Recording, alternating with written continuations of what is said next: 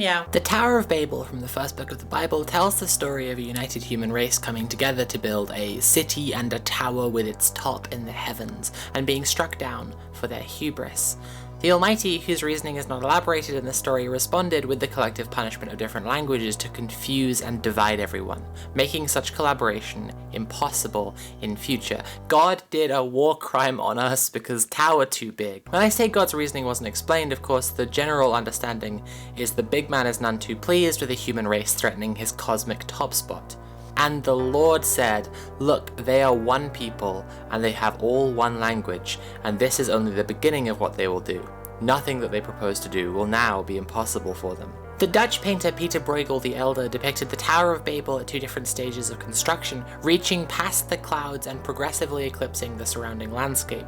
At the same time, Bruegel shows the earlier stage of the tower surrounded by a dense city, and a later stage among much sparser, less populated land. This is a little curious, since it would make more sense for the region to get more built up and dense over time.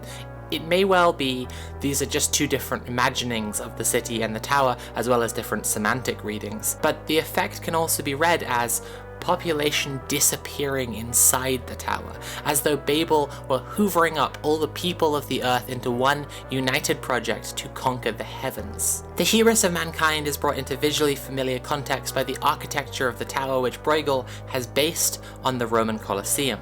Rome, once the heart of empire, the ambition of the Caesars rendered in marble, brick, wood and stone, sat at the center of an expanding extractive force, sucking up people and places and culture into one unifying project, building the glory and might of a powerful few ever higher.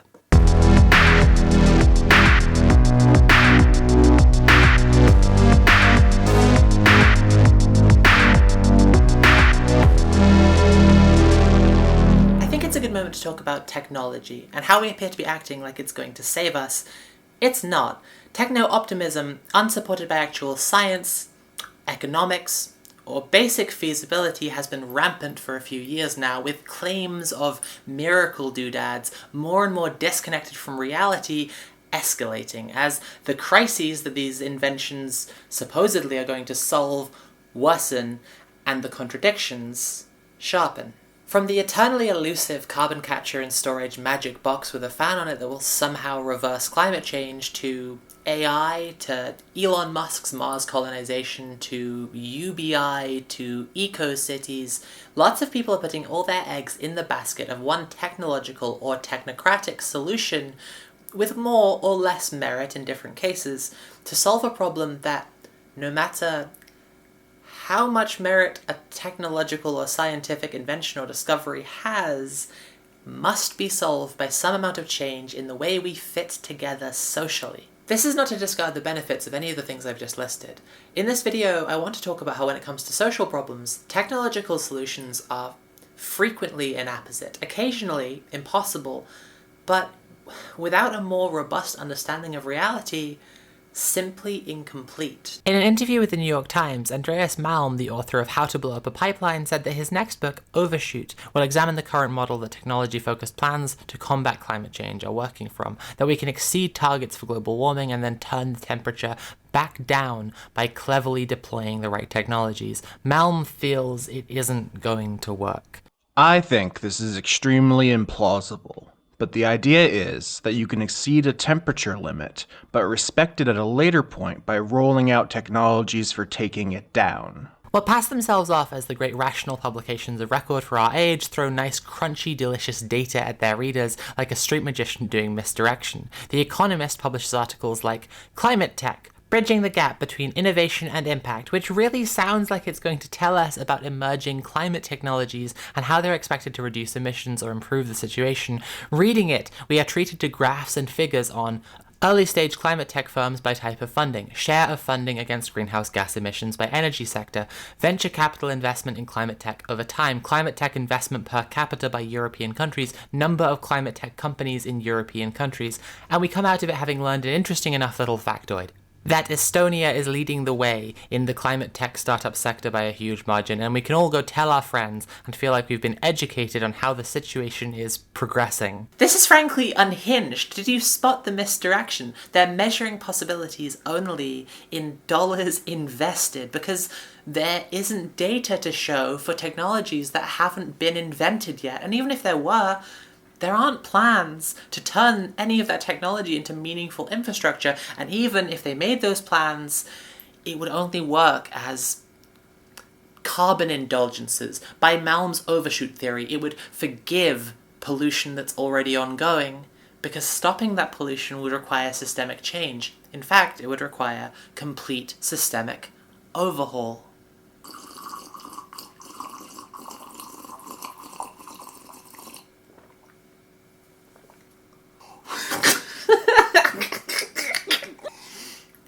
Okay, to get deeper into this, we need to start thinking about teleology. Teleology and understanding through ending is usually invoked to critique political ideology that describes history in terms favorable to the kind of politics that the person describing it prefers. The now utterly textbook to the point of farce example is Francis Fukuyama's The End of History, in which modern Western liberal capitalist democracy is described as the final stage of human civilization.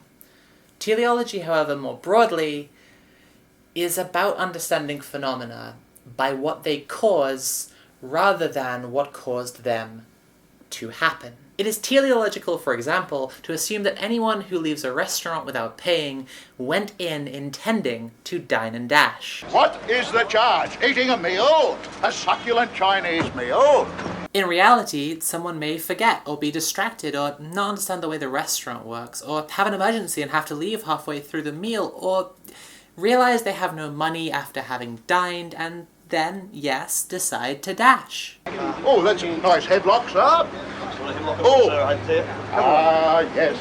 I see that you know your judo well. Culture around science and technology touches both the labour and capital investments in scientific and technology research and the popular imagination of what the future will hold.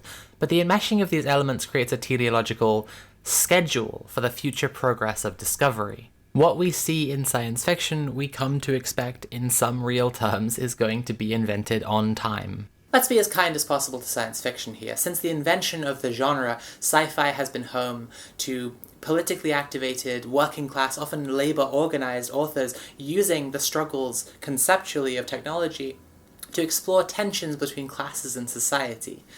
A technologist who reads Do Not Invent the Torment Nexus and gets nothing from it except, wow, what a neat idea, and then proceeds directly to invent the Torment Nexus, is generally one whose class interests preclude them from reading science fiction stories in an anti-racist, decolonial, feminist, anti-capitalist, or pro-union way.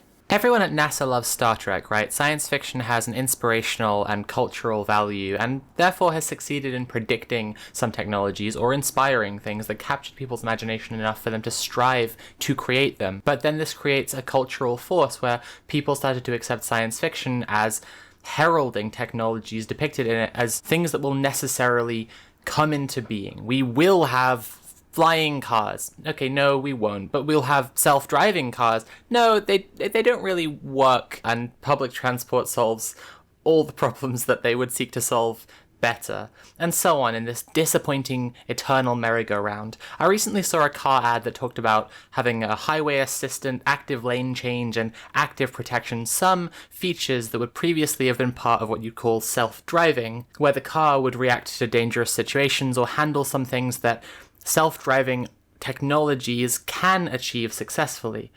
But by giving up on calling it self-driving, they have surrendered territory to reality over science fiction. So too, large language models are being called AI, and maybe AI features will filter down into technologies of all kinds, but once the great horizon of really sentient AGI is seeded, they'll be called something different. The reality is that technologies have applications, affordances, costs, supply chains. They exist in the real world, so they can't march in time with a future laid out in anyone's plans, much less a fiction author's or the general popular imagination. But this cultural effect makes technology and teleology natural bedfellows, and sure enough, political projections have for a while been cast in relation to what everyone thinks a popular new technology will be able to achieve. Once we invent this gizmo or that, this problem will be solved, an ending will appear, and sometimes in history this is true.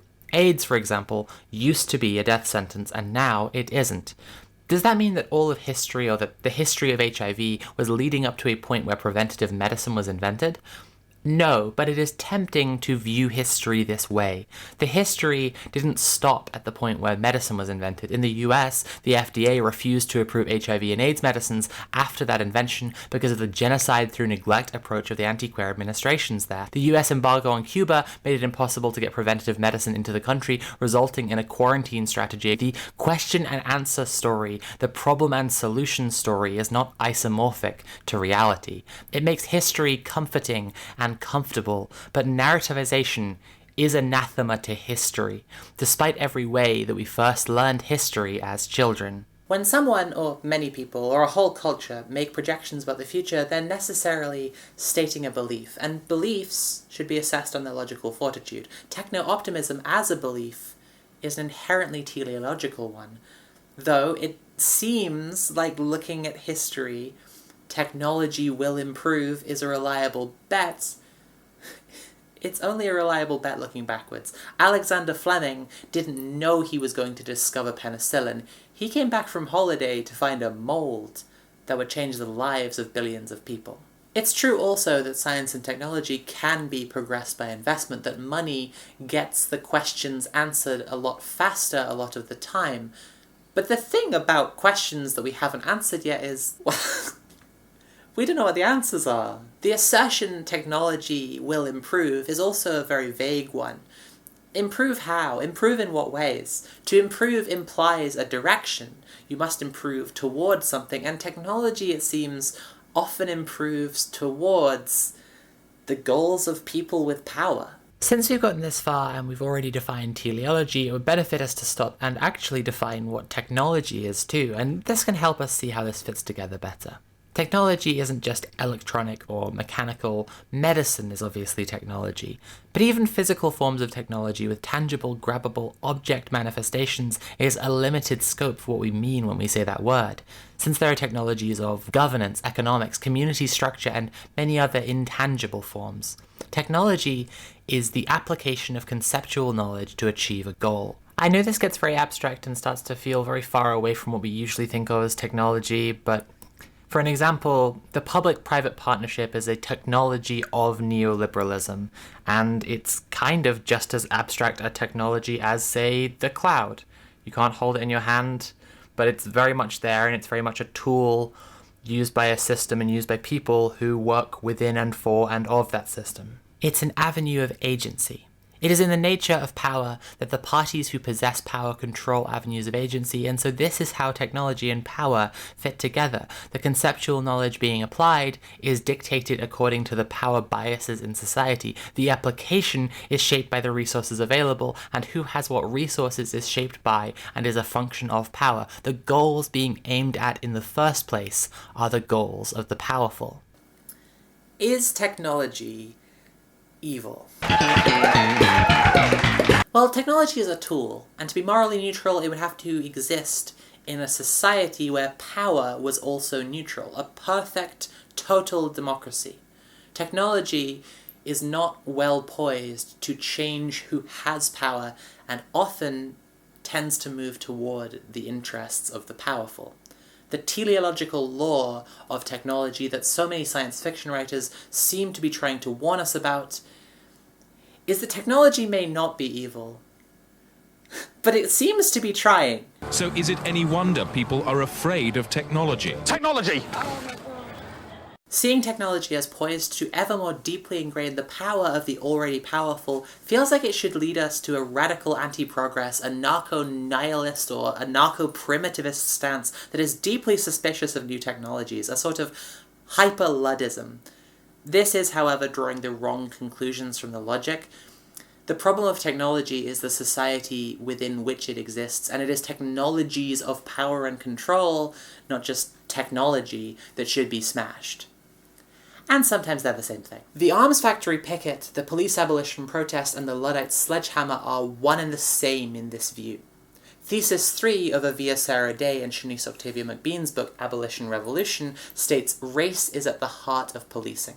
Without race, policing can't function. Dismantling the police also means dismantling race.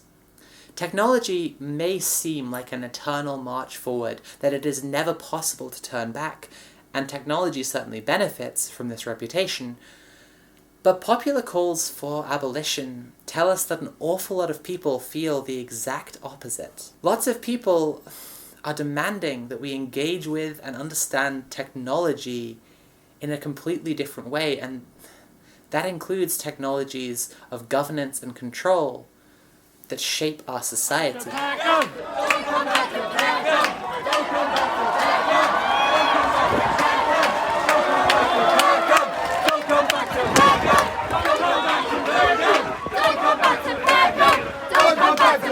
The way we currently understand technology is defined in ending. Technology is the application of conceptual knowledge to achieve a goal. Whether it's governmental technologies applied through policy, medical technologies applied through treatment, or the more physical, more accessible examples of machines and devices and digital applications on personal computing electronics, the most readily apparent understanding of technology to most people. Technology solves a problem. Therefore, technology implicitly creates an ending. Technology gives us an end to diseases, an end to social ills, it gives us an end to inconveniences, it gives us an end to logistical problems, technology gives us an end to physical limitations, technology gives us an end to failures of will, technology gives us the end. This has to do with how we see ourselves as humans. We encounter a problem, we apply our mighty conceptual knowledge, and bingo, problem solved. But this narrative rests heavily on who we are and how we relate to the active process of application. We could say something, for example, like, COVID was a big problem and we were all stuck inside, and then we invented a vaccine and now we can go outside again. Without getting intensely morose and lost in the weeds of just how much COVID has not gone away, it matters that we recognize that the we who are stuck inside and the we who invent the vaccine and the we who get to go outside again are all different sets of people, just as the we who didn't stay inside during the lockdowns is a different set of people again. And I hope it goes without saying, there was a radically different we who tried very hard to keep the vaccine patents in private ownership and actively foul the development and production process for profit. But that's just going to have to be a discussion for a different time. To dissect this we problem, it helps to get as unabstracted as possible, to imagine an object technology, a machine, a black box, a doohickey, a machine that can solve our problems, and this is something that someone else invents. It implies that we don't have to participate directly in the solution to our problems. The person or people who invented it get all the credit because they bear all the responsibility, and then the problem is solved in this singular, beautiful moment of invention. We, everyone who doesn't invent the machine, bear no responsibility for its invention, and probably little for its use, so the only way we really have to grapple with it is on the basic level of it existing in the world. Which is a model that may work for some problems and some technologies, but crashes headlong into reality when there are problems that are in some senses far away and require everyone to participate in the solution. Death lies where the Mississippi River meets the sea. There in the Gulf of Mexico is one of the biggest hypoxic dead zones in the world. A strip of ocean where oxygen levels are so low that most sea life is unable to live. And this is all thanks to agriculture, most prominently animal agriculture. Methane is a huge contributor to climate change. It's the second most emitted greenhouse gas after carbon dioxide. But it traps more heat than carbon dioxide. Its global warming potential over 100 years is 21 times higher. So I think from about the late 60s, I stopped eating meat. Unfortunately, that strip of unlivable water is not unique. There are 415 dead zones across the world that are fed by the massive nutrient load from corn and soybean farms for animal feed and animal feedlots themselves. I learned about the intensive animal agriculture and these terrible factory farms. And the next time I looked at meat on my plate, I thought, this symbolizes fear, pain, and death. so I stopped eating it. The research shows that for those who live in the imperial core who are seeking a way to shrink their carbon footprint, adopting a plant-rich diet is one of the most effective actions. Starting in the 1700s, the amount of land developed for humanity's purposes started to skyrocket. Only a tiny amount of this is due to our built environment, like cities, towns, and other infrastructure. A vast majority is for agriculture. And when you divide that up, you see that land for grazing animals far surpasses land for growing crops. This would seem to be where everything in the discussion so far has led us. When are you going to become vegan? This is a flippant question, I'm not doing it. You can pry my chocolate milk and my poached eggs and salmon out of my cold, dead fingies. But I think I'm in the same position as a lot of others when I say that I recognize in many different ways, and have recognized for a long time that veganism is a sound moral position. In fact, it feels hard to say there are any sound moral arguments against veganism. The meat and animal products industry is a morally bankrupt enterprise, and only not thinking too hard about how it treats animals stops people from stating that outright. And of course, the desire to have our little treats is what drives not thinking about it too hard. It's a place where most people experience an ethical failure. They know it's true, but acting like it's true would be emotionally inconvenient. Veganism politically is primarily a boycott against industrial livestock farming, be it for fighting climate change or ethical concerns about how animals are treated, and the best arguments against it that I've seen are cultural and class-based. The cultural or community argument is that communities should be able to keep livestock, either because they're not doing it on the same scale as the meat industry so it isn't as harmful, or because it is part of their culture. They have a tradition around keeping livestock, slaughter, or the consumption of animal products, and to remove that would incur a cultural loss. The class argument is that vegan alternative foods are often more expensive, and this is obviously true. The price per litre of oat milk in the UK, for example, is nearly twice as much as that of cow's milk. This class argument is often met by, of all things, an appeal to free market economics. If enough of us keep buying vegan alternatives,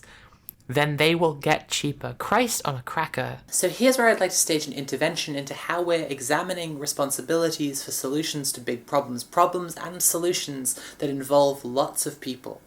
By letting these solutions blend into people's lifestyles, we're giving way to the individualized logic of personal responsibility. People's individual responsibilities certainly exist as an independent concept in the moral universe, but personal responsibility is used by neoliberal policymakers as a technology of governance. The slashing of state funding has for decades been papered over by rhetorical tricks that claim to empower citizens and communities by leaving them to their own devices with no real guidance or direction or meaningful material support from the state. And when it comes to climate change, personal responsibility is just nakedly a tool of capitalist diversion. The concept of the individual carbon footprint was literally invented by the fossil fuel industry to shift blame onto consumers instead of systems. I'd like for us to reframe our understanding of responsibility into one where we ask what structures we can build together to solve our problems and how to build them in such a way that we can change them if our needs change later. In doing this, we begin to ask what it means to understand technology without teleology. For example, yes, we could imagine, abstractly, that communities could keep their own livestock for any traditions around animal products that they may have. And I say abstractly because obviously we're not thinking about land space or logistics or anything much, even before like state interference. But what about the negative of this image? Cooking a vegan meal for yourself and 2 other people once a day replaces as many meals with vegan ones as going fully vegan yourself does, and it reduces food waste and cost. Plus you get to like sit down with your friends and chat about, I don't know, plank an oil pipe. Thanks. Is this audio of you on the background of this recording saying damn it, you know what? If that's how they get me, lock me the fuck up. I don't have to talk totally abstractly though. In Half-Earth Socialism by Drew Pendergrass and Troy Vitesse, the authors discuss all sorts of ways that non-teleological technologies, governmental, organizational, social, digital, mechanical, can be used and must be used together to find solutions that will produce an eco-socialism that keeps the planet from climate collapse. When the authors discuss veganism or partial veganism fitting in amongst other decarbonizing technologies, they talk about Cuba An economic system resembling half-Earth socialism can actually be found in recent history, Cuba's Periodo Especial. In 1990, the Soviet Union stopped subsidizing petroleum exports to its socialist allies, and with little hard currency to buy it on the world market, Cuba had to decarbonize almost overnight. At the time, Cuba's model of industrial cash crop production left it more reliant on fossil fuel inputs than U.S. agriculture. Getting by without petroleum or petroleum-based products forced the largest and most compressed experiment in organic and urban gardening in history. Soon there were 26,000 urban gardens in Havana alone, allowing the city to satisfy its own requirements for fresh vegetables. The government bought more than 1 million bicycles from China to replace the idling buses and cars. Eating less meat and more vegetables, combined with pedaling or walking to work, led to improved health in the general population. Despite an economic contraction and the tightening of the U.S. embargo, universal healthcare and education were maintained and many indices even improved. Cubans cultivated less land more intensively, returning about 1/3 of farmland to wilderness. This has helped Cuba maintain its incredible biodiversity and led the Worldwide Fund for Nature to recognize it as the world's only sustainable country. Cuba suffers less from common environmental problems such as invasive species, colony collapse disorder, and plastic pollution. Cuba's transition to an ecological society has been difficult, to say the least, but if this poor, isolated island could refashion itself during a severe economic crisis into a novel form of eco-socialism, then no rich country has an excuse for inaction. I do think that not enough leftists in the imperial core are realizing that cooking a meal for a few friends can genuinely be revolutionary, because not enough of us realize just how insidiously and how effectively atomization and individualism as technologies of neoliberalism have been weaponized against us. This idea of structural responsibility meshes well with models of a potential society like the one discussed on the Seriously Wrong podcast, library socialism. It's not just called that because it's a favorite idea of people who read lots of books, but because the model is based on how libraries work.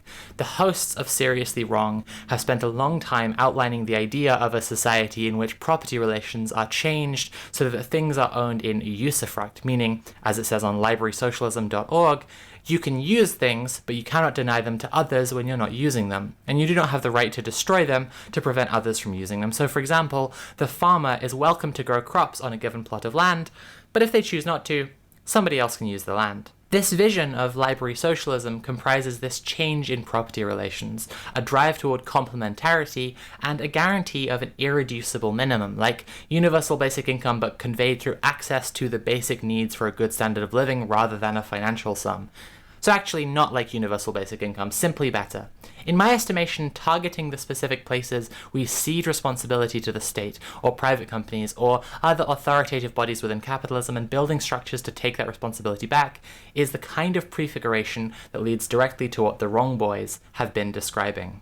Hey everyone, it's Editing Sophie, the Sophie who shows up when I feel like I could have explained myself a bit better, and so I filmed some more stuff during the edit, but that's fine because that's non-teleological or something. So I realized in the script here I hadn't actually explained what complementarity was, and it's basically just things bringing out the best qualities in other things, things coming together and then being more than the sum of their parts, things improving each other by being proximate to one another. Food is a really useful example for explaining this concept. A pancake on its own isn't that interesting or good. A pancake with some lemon juice on it, it's been, whoa, a pancake with some lemon juice and sugar, whoa, or a pancake with some, I'm hungry, I just realized I'm hungry. Let's return to abolitionism here and talk about how we want to positively envision abolitionist futures instead of just saying we want to remove a technology or a whole set of technologies. We're still using technologies here, and let's acknowledge that. Technologies don't just go away because they're fought back against. They go away because they're superseded, because they're replaced. McBean and Day's book charts a course meticulously and step by step from the realization that police and prisons got to go to total revolution. The final two theses of this book are: crime is a social construct but harm is real. Revolution is an essential ingredient to building transformative approaches to harm from the community level up. Bit of a mouthful, and revolution needs you. Much snappier. And in these chapters, Day and McBean talk about how the process of abolition is much less in the getting rid of police and much more in the building robust community processes to deal with harm within communities, or rather, that they are one and the same thing. Police appear as nothing but an outside force and a threat to communities that have their own solutions for how to respond to harm. This too is taking on a structural responsibility, building structures to solve problems that we can't solve on our own, can't expect others to solve for us, and can't solve by doing things individually and hoping everyone else just joins in. Another place we can apply this thinking is a structural responsibility to combat the horrors of technology itself. The supply chain that gives us the batteries for consumer electronics runs from mines extracting minerals like cobalt in the Congo or lithium from Australia, Chile, or China, to factories in South Korea, China, and Japan. The mines extracting these materials are ecologically devastating, and the factories are notoriously awful places to work, and low wages abound at every stage. To the people beyond the horizons of our world, survival depends on the destruction of the system within which you live and from which you gain only meager benefits. Those meager benefits are your hush money. That is the dividend you are paid to turn away from human misery, suffering, and death. Lots of people talk about the tactic of boycotting new electronics to protest the Congolese genocide, and boycotts are an effective tool. But there's a bit more to them in their original history. The name boycott comes from a specific man, Charles Boycott, who was the land agent of a landlord in Ireland in 1880, who tried to evict a bunch of impoverished tenants who were protesting for a 25% rent reduction, and was socially ostracized by the entire community as an escalation of the organized protest. His workers went on strike, but also tradesmen wouldn't trade with him. His postmen even stopped delivering the post. I love the story of Charles Boycott. It's like finding out there was a guy called Michael Hate Mail. In this sense, the boycott, divest, and sanctions movement against Israeli genocide is a lot closer to the original boycott, and lots of modern boycotts only perform one facet. This kind of totalizing economic and social pressure is a lot more effective than just altering our consumption habits, but it requires organization and community. The very fact of how small and marginalized the left has become in imperialist nations today is exactly why sabotage and disruption have become such favored protest tactics. Because so-called ordinary people have to be politicized, and if they can't, then only direct action is going to make a difference. However, David Graeber said that direct action means living like you're already free. And I think we need to interrogate our understanding of freedom to understand what we want from technologies of community and technologies of protest too. I've had this 8GB micro SD card for ages now, and I keep on failing to get rid of it even though it's been defunct for at least 2 years. I can't put any data on it, I can't get any data off it, I can't reformat it, and I keep on wanting to find out that I've just been using it with the wrong device, that I can actually use it and it's not just functionally garbage. Why is that? I guess there's this romantic air of mystery to this tiny little object that could potentially store what is, by the standards of 50 years ago, an absolutely incredible amount of information.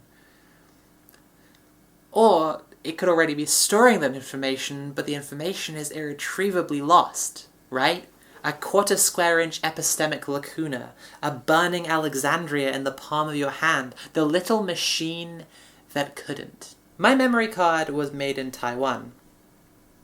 Made in Taiwan. It traveled a very, very long way to be useless to me. A lot of people living less free lives than they could be otherwise contributed to getting it to me. This is in one way a bad example. This little chip can't be fixed. But if it can't be fixed, why was it made like this? Do we see the implicit teleology of disposable tech? It starts in the earth, it moves through the machinations of labor, imperialism, global trade, it winds up here, it doesn't work, it goes in the bin. There are other examples, though, where a little technical knowledge could provide huge service to yourself and the people around you in fighting back the teleology, making it so that the devices and machines, the object technology, if you like, in your life is a little less endingsy. If you want, your friends might even let you cook the vegan group meal a bit less often if that's something you don't enjoy doing. If we're thinking about how to live like you're already free, I think learning how to repair consumer electronics, or even modify and upgrade and exchange electronics in community with others, is a pretty free way to live. That might sound quite abstract, but even as relatively low-tech a change as switching systems to Linux gets any user out of the perpetual system-breaking update, planned obsolescence, straight-jacketed firmware hellscape of Windows and macOS into a world of software developed by people who are only trying to make their software better for people who use it. There's a lot more that a lot more technically up-to-date people than me can and have and should write about this, but my point is that small technological changes can add up to ways to completely unplug from the ways that technology today is utterly nightmarish and alienating. I think this has a lot to do with why in the age of Web 2, veering towards some kind of big dead mole internet of one shape or another we'll call Web 3, and social media platforms becoming more and more flagrantly unhinged, conspiracy-riddled, and generally unpleasant, so many people are talking about the idea of parallel internet infrastructure. There are lots of reasons an anarchist revolutionist might tell you that a parallel infrastructure of data and information could help the people to resist the oppression of the state. And they're right about those things, but I have to recognize that most people aren't drawn by using the internet to overthrow the government. See, I see that I'm unusual. Please clap, my therapist is very proud of me. For most people, the internet is just about talking to other people, and the ways that people get to talk to people online are becoming more and more nakedly fascistic and constrained by profit. Now is a moment when alternative, decentralized solutions to informational infrastructure would pop the fuck off if they were made easy and accessible. I feel that in this discussion there's also a comparison to be made between alternative internet infrastructure and permaculture, another technology against teleology that is becoming more popular in leftist discourses.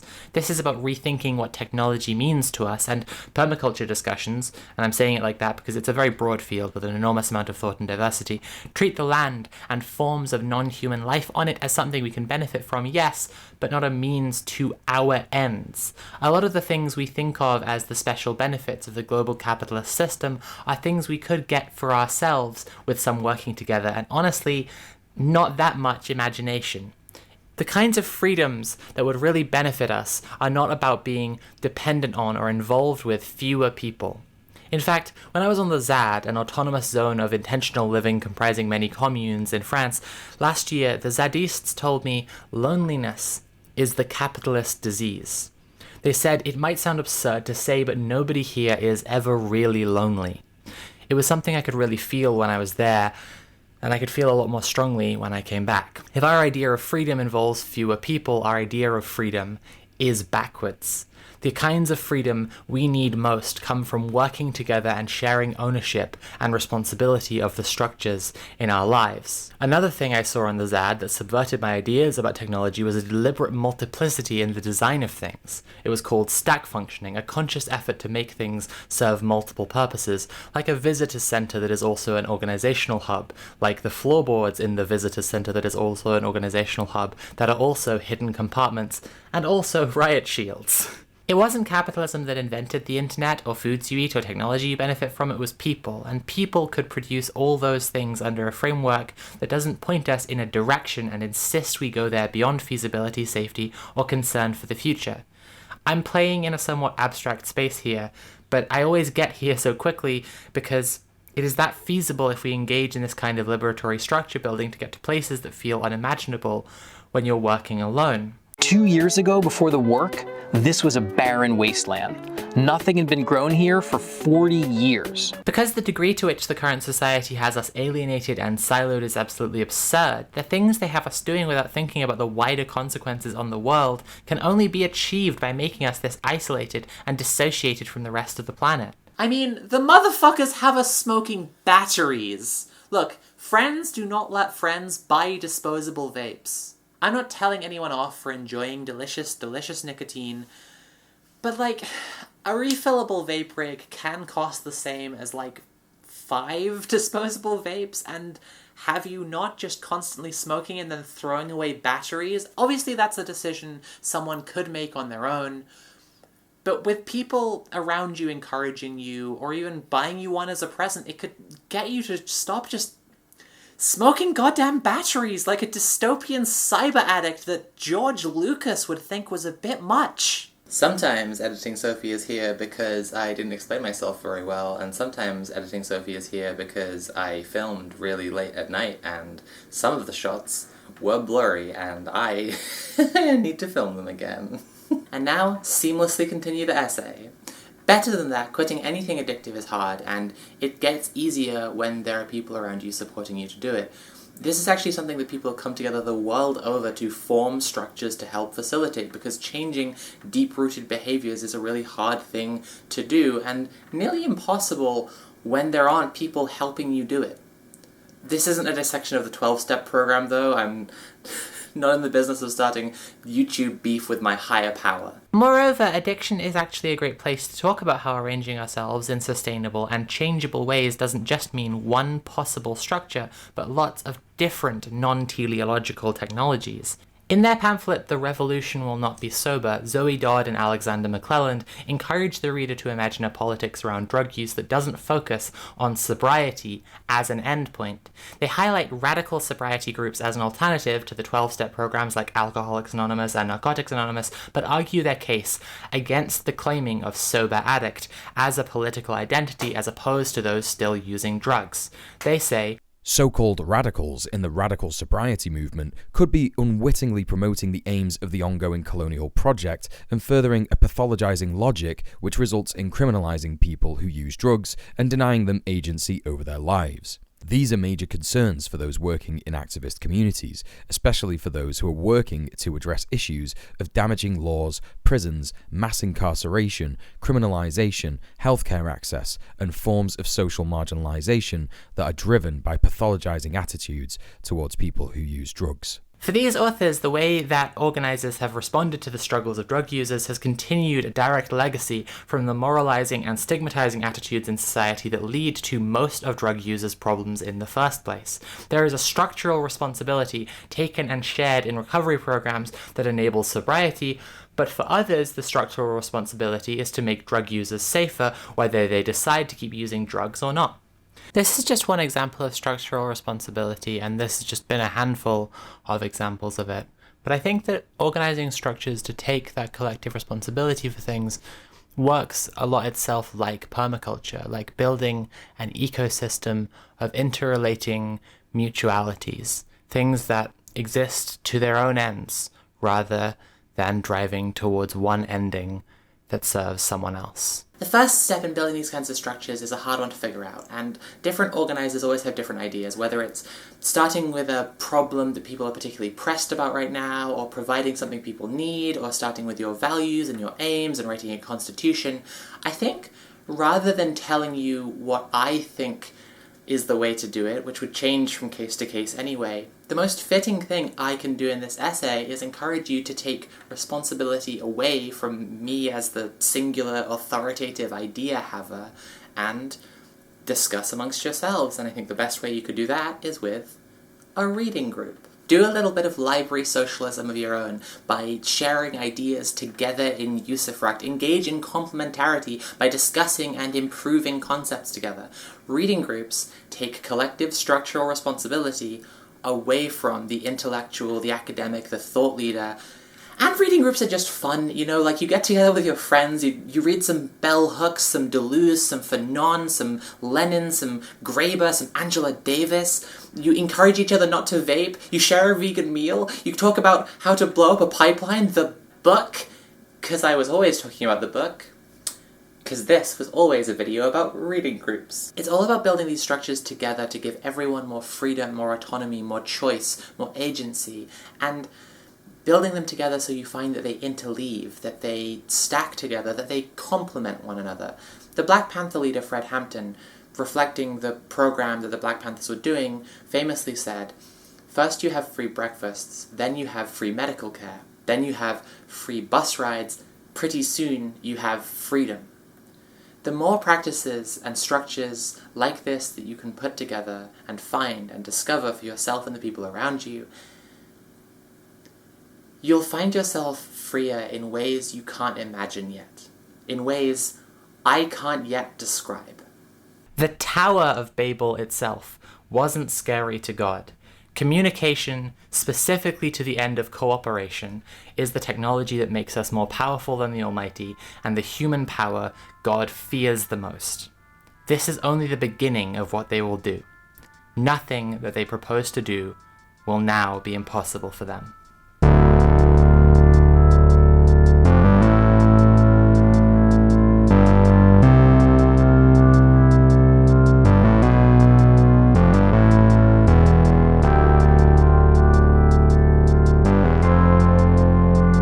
Hey everyone, I'd like to thank the...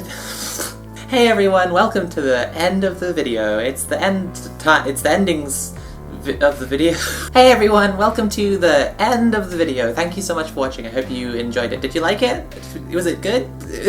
Hey everyone, it's 9:30 a.m. and I'm recording shots for this video in the middle of editing it, and I'm very scatterbrained and nothing makes sense. Welcome to the end. Hey everyone, I hope you liked the video. I'd like to quickly thank people who contributed their voices to this project: DJ Mule, Sarah Zedek, and Austin Yoski. Can you tell that I don't use a teleprompter? As well as Molly Noise, who created the original music that you've heard throughout the video. I'd like to thank you, the viewer, for watching all the way to the end, and remind you that all my videos are made possible by the support of my patrons over at patreon.com/sophiefrommars. For $2 or more over at Patreon, you can see these videos early. For $3 or more, you can actually read the essays when I've written them before I turn them into videos. And at higher tiers, you can have access to my Patreon Discord, where you can come just hang out, send me memes. I'll maybe laugh if they're funny, or I'll look at them and go, huh, if they're not. I think I should say Patreon is the primary way that I make money. It's the way that I pay my bills and my rent and afford like food and medicine, so please do check out my Patreon and support me there if you can. That's how the videos get made. It's also just like how I stay alive. Now also seems like a really good time for me to mention Red Planet, which is a show that I do weekly, every Sunday with some friends. We either just have discussion panel episodes, or we interview guests who are generally activists and organizers about what they do and how other people can do it as well. Like, for example, we've had people from Just Stop Oil. That was a great interview. We've had Alexis DeLumis came on recently, who made the documentary Belkaceba, to talk to us about that. That's a documentary about his experiences fighting against ISIS alongside the YPG in Syria.